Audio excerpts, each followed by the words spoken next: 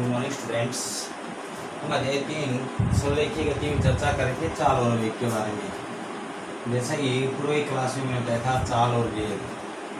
चाल क्या होता है? दूरी और समय का अनुपात, और वेग विस्थापन और समय का अनुपात। अंतर पूछ लिया जाए तो चाल में किसका उपयोग किया जाता है? दूरी का, ठीक है। और वेग में किसका उपयोग किया जाता है?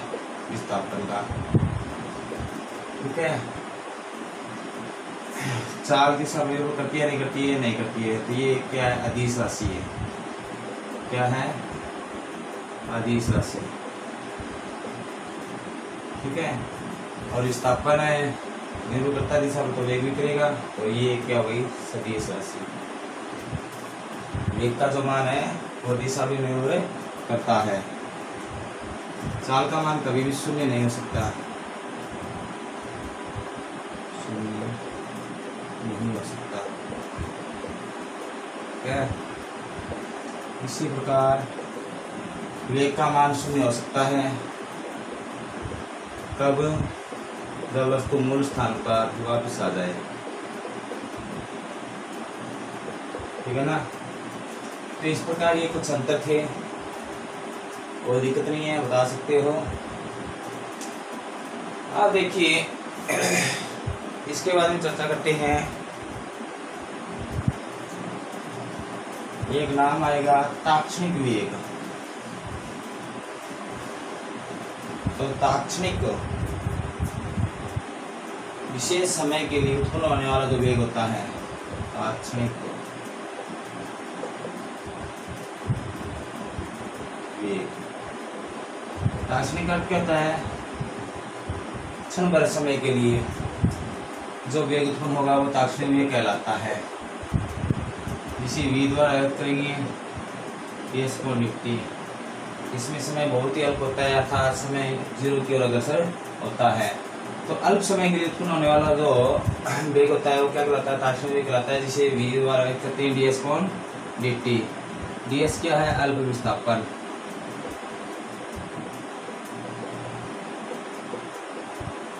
और dt क्या है? अल्प समय। आगे बेटा मैथ में आप पढ़ोगे dy जो dt होता है समय में होने वाले परिवर्तनों को दर्शाया जाता है, इसे अवकलन भी कहा जाता है। तो इसके कुछ सूत्र बताएंगे आपको। तो ताक्षणिक वेग का सूत्र क्या होगा? v ds/dt। मात्रक वो रहेगा। विस्थापन का क्या होता है? मीटर प्रति सेकंड। समय का सेकंड हो गया तो मीटर प्रति सेकंड, ठीक है। इसी प्रकार कई बार कह देता है औसत वेग। तो देखिए कोई साधन है, जैसे वो अनेक यात्राएं करके आ रहा है, उसमें उत्पन्न होने वाले वेग का जो औसत होता है वो क्या कहलाता है? औसत वेग कहलाता है। उसमें क्या विभिन्न जो आपको वेग दिए वो और कुल संख्या का अनुपात दिया जाता है कि वेग कितनी संख्या में दिया गया है, 5 है, 10 है। तो उनका औसत जो निकाला जाता है वेग का वो क्या कहलाता है? औसत वेग कहलाता है। इसी प्रकार बेटा एक नाम आता है त्वरण, एक्सीलरेशन। तो देखिए त्वरण के बारे में क्या बताया जाता है। त्वरण तो एकांक समय में वेग में होने वाला जो परिवर्तन होता है वो क्या कहलाता है? त्वरण कहलाता है, जिसे मोरे द्वारा करते हैं। जिसका सूत्र होता है v - u/t। u है वस्तु का प्रारंभिक वेग। क्या है? प्रारंभिक वेग। और इस अवस्था में वस्तु का जो प्रारंभिक समय है वो 0 माना जाता है। क्या मानता है? 0। v है अंतिम वेग वस्तु का, और t है u से v जो वेग वो उसमें लगने वाला समय, ठीक है। अब इसका यदि सूत्र निकालते हैं मात्रक का, सॉरी, यदि a का मात्रक निकालते त्वरण का मात्रक तो कैसे निकलेगा? a। तो वेग में परिवर्तन, तो वेग का मात्रक क्या होता है? मीटर प्रति सेकंड। और नीचे क्या होता है? t समय, समय का क्या होता है? सेकंड। तो ये बराबर हो गया मीटर प्रति सेकंड स्क्वायर। कोई दिक्कत नहीं है, ये त्वरण का मात्रक हो गया। अब जैसे u और v के बारे में बताता हूँ आपको। जैसे मान लीजिए आप बाइक चला रहे हो या स्कूटी चला रहे हो, प्रारंभ में आपने 20 की स्पीड रखी, 20 किमी प्रति घंटा, ठीक है। अब आपको बेटा 5 मिनट बाद में देखा गया तो टी का मान कितना हो गया? 5 मिनट, ठीक है ना। 5 मिनट बाद में देखा गया तो वस्तु का वेग था मान लीजिए 60 किमी प्रति घंटा। तो ये वस्तु का प्रारंभिक वेग हो, किस वेग से गतिमान आपने देखी थी, और कुछ समय बाद में उसका जो वेग हुआ वो था अंतिम वेग अर्थात v की वैल्यू हो गई t। इस वेग से इस वेग में परिवर्तन में होने वाला समय, तो त्वरण ज्ञात करना बेटा किया जा सकता है। जैसे यहाँ से यदि करते हैं तो a बराबर, तो t हमेशा ध्यान रखना बेटा किस में लेना आपको, सेकंड में, तो इसको भी मीटर प्रति सेकंड में बदलना होगा। इससे संबंधित जो भी प्रक्रिया है मैं आपको बता दूंगा कैसे बदलना है। जैसे मान लीजिए आपको कह दिया जाए कि कोई वस्तु है, ठीक है ना, कोई वस्तु है उसका वेग आपको दे दिया जाए कि u बराबर है 20 मीटर प्रति सेकंड से गतिमान है। कोई वस्तु 20 मीटर प्रति सेकंड वेग से गतिमान अर्थात u की वैल्यू दे दी, और 5 सेकंड बाद में t की वैल्यू हो गई 5 सेकंड। 5 सेकंड बाद में वस्तु का जो वेग होता है वो मान लीजिए 80 मीटर प्रति सेकंड हो गया। तो वस्तु में उत्पन्न होने वाला त्वरण का मान क्या होगा अर्थात a की वैल्यू क्या होगी, ठीक है ना, कि कोई वस्तु है वो 20 मीटर प्रति सेकंड वेग से गतिमान है तथा 5 सेकंड बाद में वस्तु का वेग है 80 मीटर प्रति सेकंड हो जाता है। तो वस्तु में उत्पन्न होने वाला त्वरण का मान क्या होगा। तो त्वरण सूत्र से कैसे निकालेंगे बेटा, देखो त्वरण सूत्र से, तो a बराबर v minus u upon T, v अंतिम वेग ये रहा 80 माइनस 20 t 5 सेकंड, कितना आ गया 60 12 मीटर प्रति सेकंड स्क्वायर। तो अपन कैसे आ गया 12 मीटर प्रति सेकंड स्क्वायर। तो शायद समझ में आ गया त्वरण क्या होता है कि एकांक समय में उत्पन्न होने वाले वेग के परिवर्तन को क्या कहा जाता है, त्वरण कहा जाता है, जिसे स्मॉल a द्वारा व्यक्त करते हैं, जिसका मात्रक क्या होता है मीटर प्रति सेकंड स्क्वायर होता है। यदि समय बेटा मिनट में दिया हुआ तो हमेशा सेकंड में यूज में लीजिए इसको, ठीक है ना, सेकंड में परिवर्तित कर लीजिए, कर सकते हो, कोई दिक्कत नहीं है। अब बेटा आगे देखते हैं, एक नाम आएगा ताक्षणिक त्वरण।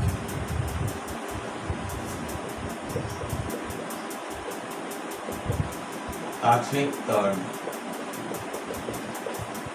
देखिए बेटा ताक्षणिक त्वरण क्या होता है, विशेष समय के लिए या आपको कोई अल्प समय दिया जाता है उसके लिए उत्पन्न होने वाला जो त्वरण होता है वो ताक्षणिक त्वरण कहलाता है, ठीक है ना। तो इसे स्मॉल a द्वारा करेंगे, और ये भी कहा जाता है वेग में परिवर्तन की दर को dv अपॉन dt, dy/dt कहता है दर, तो किस में v क्या है वेग, तो वेग में परिवर्तन की दर को क्या कहा जाता है, त्वरण कहा जाता है, मात्रक वही रहेगा मीटर प्रति सेकंड स्क्वायर, ठीक है। अब बेटा इससे संबंधित वैल्यू ज्ञात करनी है तो उसके लिए पहले आपको कुछ फॉर्मूले सीखने होंगे, एक तो समाकलन का और एक अवकलन का। तो देखिए कैसे ज्ञात करते हैं, इससे समय न्यूमेरिकल करेंगे तो आपको क्या चाहिए, एक तो बेटा समाकलन आना चाहिए, ठीक है ना, और एक अवकलन। देखिए समाकलन के कुछ फॉर्मूले मैं यहाँ पर आपको बता रहा हूँ जो यूजुअली नहीं आपको आपके सिलेबस में जो न्यूमेरिकल है उसी समय मैं आपको बता देता हूँ। समाकलन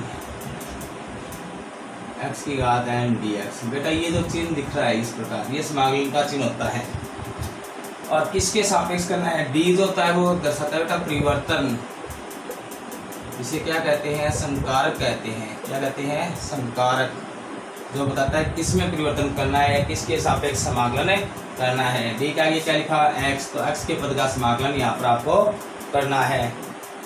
तो इसका हल क्या होता है बेटा, x की घात n+1 बेटा n+1। समाकलन भी दो प्रकार के होते हैं बेटा, एक तो निश्चित समाकलन होता है और एक अनिश्चित समाकलन।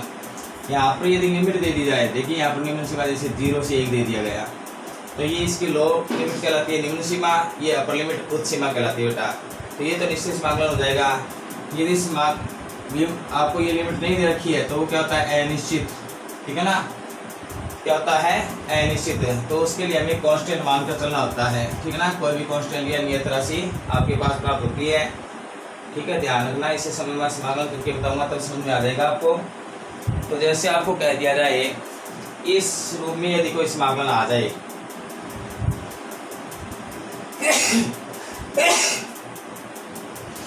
तो बेटा देखिए लगभग आपके समाकलन के जो पद आएंगे वो इस रूप में आएंगे। जैसे आपको कह दिया जाए x की घात 5 dx का समाकलन कीजिए, तो आपके फॉर्मूले के अनुसार एक घात उड़ा दीजिए, x 5 + 1 जो घात है वो नीचे लिख दो 5 + 1, तो क्या होगा आ गया बेटा x की घात 6/6। मतलब एक घात उड़ाई जो घात है वो ही नीचे आ जाती है। इसी प्रकार आपको कह दिया जाए e की घात 3 dt, तो बेटा यहाँ पर d के स्थान पर x था, तो d बता रहा था कि किसका समाकलन करना है, x के पद का करना था। अब d का नीचे है t, तो t के पद का समाकलन करना है, तो क्या आएगा बेटा t की घात 4/4। जो यहाँ पर लिखा हुआ है उसी का क्या कहता है समाकलन किया जाता है इस फॉर्मूले की सहायता से। ठीक है, जैसे और भी हो सकता है बेटा। एक तो एग्जाम्पल ये हो गया है इस प्रकार, एक ये हो गया आपके पास। अब बेटा देखो ये भी हो सकता है, कई बार नियत राशि दे दी जाए साथ में 3x की घात 3 dx। अब बेटा ये देखिए पहले d के आगे क्या लिखा हुआ है x, तो x के पद का ही समाकलन करना है। इसके अलावा क्या होती है नियत राशि होती है, जो भी राशि लिखी जाती है उसको क्या माना जाता है नियत माना जाता है। तो d के आगे x लिखा हुआ है, तो ये क्या होगा 3 है बाहर आ जाएगा समाकलन चिन्ह से, इसका समाकलन करेंगे तो x की घात 3 dx, तो 3 ऐसा। अब इसका समाकलन हम कर सकते हैं, तो x की घात कितनी हो जाएगी बेटा 3 और 1 4, x की घात 4/4। ठीक है, कोई दिक्कत नहीं है। तो इसी प्रकार बेटा और भी बता सकते हो आप। सिर्फ ये आ गया जैसे मान लीजिए dx, तो इसका कोई पद नहीं है, ठीक है, सिर्फ dx है, तो इसका समाकलन होगा d क्या लिखा है x, तो इसका समाकलन होगा x। ठीक है ना, कोई दिक्कत नहीं है। इसी प्रकार dv आ जाए तो बेटा dv का क्या हो जाएगा v हो जाएगा, ds आ जाए तो क्या हो जाएगा s आ जाए, s हो जाएगा। इसी प्रकार बेटा यदि ये दे दिया जाए v dv, तो इस प्रकार कितनी मान सकते हैं हम 1 मान सकते हैं। इसका समाकलन करेंगे तो क्या आएगा बेटा v² बेटा 2। ठीक है ना, तो आपको अलग अलग ये अलग उदाहरण था, ये इससे संबंधित कुछ उदाहरण थे, इसमें पूछा जा सकता है। तो इसका समान क्या है v² बेटा 2। सिर्फ आपको ये कह दिया जाए dt, इसका क्या हो जाएगा बेटा t हो जाएगा। ठीक है ना, सेम ये और ये दे दे t dt, तो t प्रकार कितनी है यहाँ पर 1 मान सकते हैं, तो क्या आएगा t का 2/2। तो कोई भी राशि आपको दे दी जाए, सापेक्ष देखिए किसके है, जैसे ये दे दिया जाए a t की घात 2 dt, तो d का के t लिखा हुआ है, इसका अर्थ है t के पद का ही समाकलन करना है, और जो राशि होती है वो नियत है बाहर निकल जाती है, t² dt। इसका समाकलन करेंगे तो क्या है बेटा एक घात उड़ा दो, जो घात ऊपर आती है वही भाग में लिख दो, a t की घात 3/3। कोई दिक्कत नहीं है ना। तो इस प्रकार आप इससे संबंधित समाकलन कर सकते हो। इसी फॉर्मूले पर अनेक सूत्र पूछे जाते हैं, और ये किसलिए बताया है कि आपके यहाँ पर एक टॉपिक आएगा कि समाकलन विधि द्वारा न्यूटन की गति के समीकरण प्राप्त करने होते हैं। ठीक ना, इसी प्रकार बेटा अवकलन बताता हूँ। देखो कि त्वरण वेग ज्ञात करना हो तो उसके लिए अवकलन की आवश्यकता होगी। तो देखिए कैसे करेंगे। पहले मैं आपको एक समाकलन देता हूँ, सोचकर करना।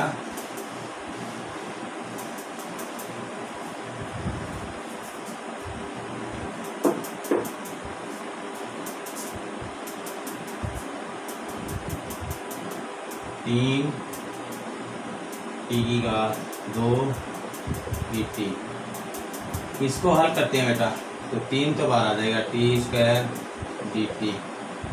अब इसका समाकलन करो, क्या आना चाहिए आपके अनुसार, शायद आपको आ गया होगा। 3 पीछे है, t घात 1 उड़ जाए बेटा 3 से 3 कैंसिल, t³ आगे नहीं आ गया। ये तो n से समाकलन होता है बेटा, इसके साथ कांस्टेंट लगाना होता है c। ठीक है, और इस प्रकार यदि दे दिया जाए कि x की घात 2 dx, वैल्यू दे दी 0 से a, और कह दिया जाए इसका समाकलन कीजिए, तो कैसे करेंगे बेटा। बड़े बड़े क्वेश्चन में लिखो, इसका समाकलन करो, लिमिट लगी हुई है तो इस प्रकार करेंगे। एक्स की घात होगा समाकलन क्या हुआ, एक्स की घात 3/3। बड़े क्वेश्चन लिख लिया।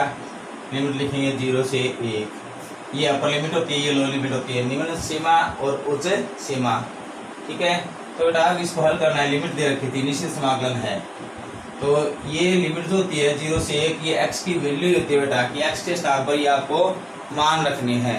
ठीक है ना, तो मान देखिए बेटा किस प्रकार रखी जाती है उसके बारे में बताते हैं आपको। कि सबसे पहले जो अपर लिमिट है वो रखी है x के स्थान पर, तो x के स्थान पर अपर लिमिट क्या है 1 की घात 3/3, सिर्फ x के स्थान पर रखनी है। ठीक है ना, तो इसी प्रकार फिर गई बेटा माइनस का चिन्ह, लो लिमिट रखी है x के स्थान पर 0/3। ठीक है, तो 1 की क्यूब 1/3 है, माइनस 0 क्यूब 0 का भाग दें 0, तो क्या मान आ गया बेटा 3। ठीक है ना, इसी प्रकार और भी रख सकते हो बेटा, जैसे आपको ये दे दिया जाए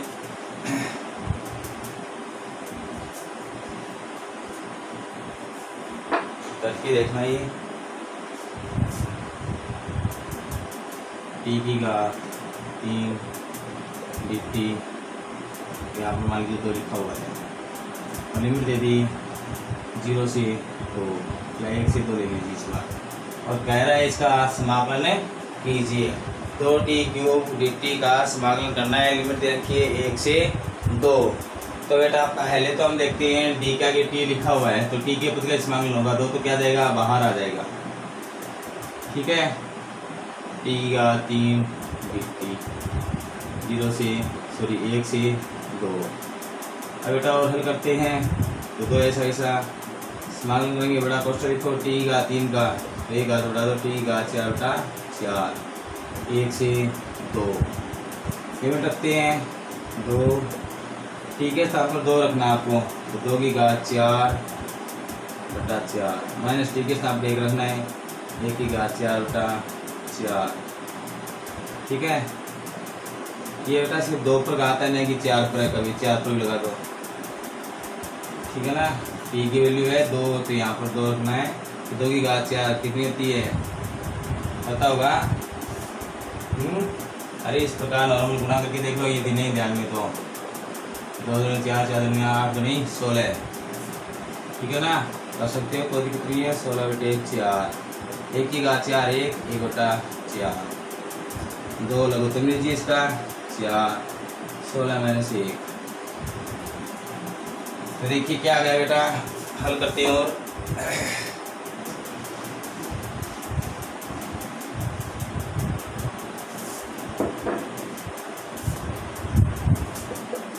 तो 2 गुना 16 में से गया बेटा 15, 15/4, 1 2 2 2 4, 15/2। ठीक है, तो आपके पास ये हल आ गया इस पद का।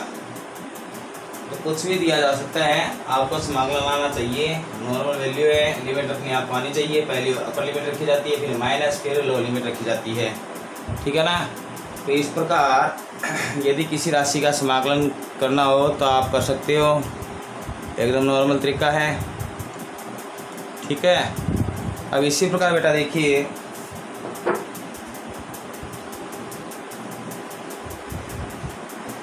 आपको जैसे ये कह दिया जाए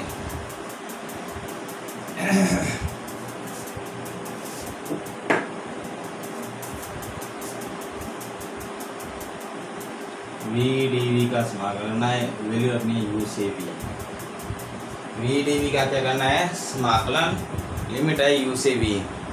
ठीक है ना, तो कैसे करेंगे, d का के v लिखा हुआ है, v के पद का क्या करना है समाकलन करना है। तो यहाँ पर घात कितनी मान सकते हैं, 1 मान सकते हैं बेटा। समाकलन करेंगे तो देखिए क्या आएगा, v की घात 1 है तो v²/2, लिमिट u से v। लिमिट रखती है बेटा, एक बार v के स्थान v रखो, v²/2, माइनस फिर v के स्थान पर u रखो, u²/2।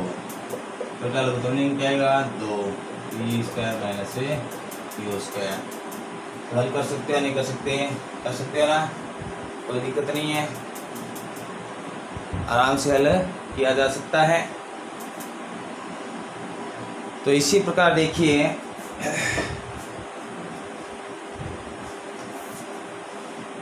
आपको जैसे ये कह दिया जाए